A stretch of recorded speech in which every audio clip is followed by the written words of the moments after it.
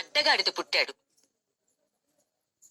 వాడికి నిలువున అహంకారం నిండిపోయి వంకర బుద్ధి చూపించడం వల్ల వాడి భార్య ఇంట్లోంచి వెళ్లిపోయినా మాకు మనవరాలిగా సేవలు చేస్తూనే ఉంది. మా బంధుత్వం గురించి ప్రశ్నించే హక్కు మీకు లేదు. ప్రతిదీ మీరు డబ్బుతో కొనలేరు. అవునరా, ప్యాలెస్ ను కొనొచ్చు, సంతోషాన్ని కొనలేవు. బెడ్ను కొనొచ్చు, నిద్రను కొనలేవు. డైనింగ్ టేబుల్ కొనొచ్చు, ఆకలిని కొనలేవు. కుక్కను కొనొచ్చు, కానీ విశ్వాసాన్ని కొనలేవు. నువ్వు నిలబెట్టి అవమానిస్తున్నావు. అవునరా, తాతయ్య అన్నది అక్షరాల నిజం. కావ్య ఇంటికి వచ్చినప్పటి నుంచి ఈ క్షణం వరకు ఏ రోజు ఆమెను నువ్వు సంతోషంగా ఉంచలేదు. ఇక నాలాంటి యంగ్ అండ్ హ్యాండ్సమ్ గైస్ ఉంటే కొసరి కొసరి వడ్డిస్తుంది. అయితే నాకు కూడానా? ఇంతకీ తన పేరేంటి రాజ్? స్టెల్లా. అబ్బా, చాలా స్టైలిష్ గా ఉంది.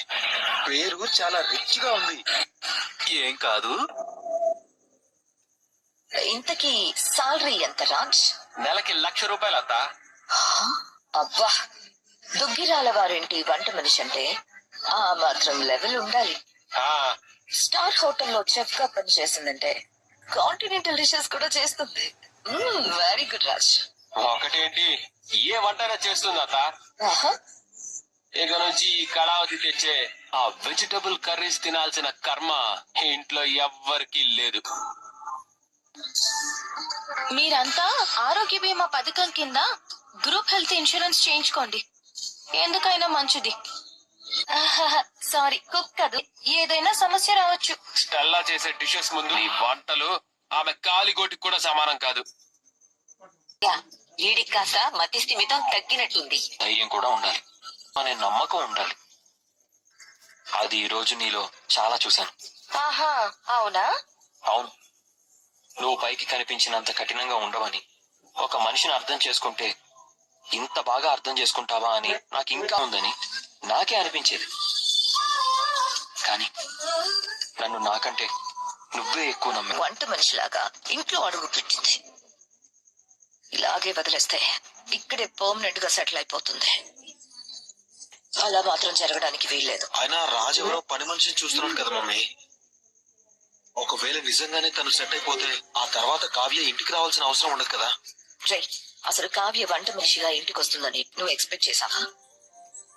కానీ వచ్చింది కదా. అలానే పని మనిషి వచ్చిన తర్వాత కూడా రాదని గ్యారెంటీ ఏంటి? కరెక్ట్ గా గెస్ చేశారంటీ.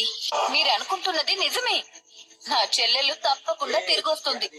ఈ ఇంటి కోడలిగా ఇక్కడే పర్మనెంట్ గా ఉండబోతుంది. మీ ఇద్దరి బాధ ఏంటో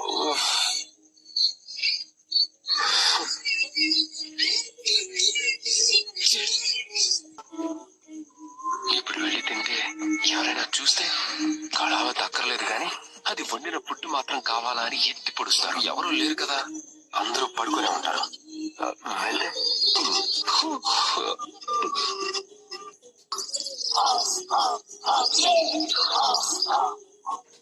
దొంగచాటుగా వినట్లేదు,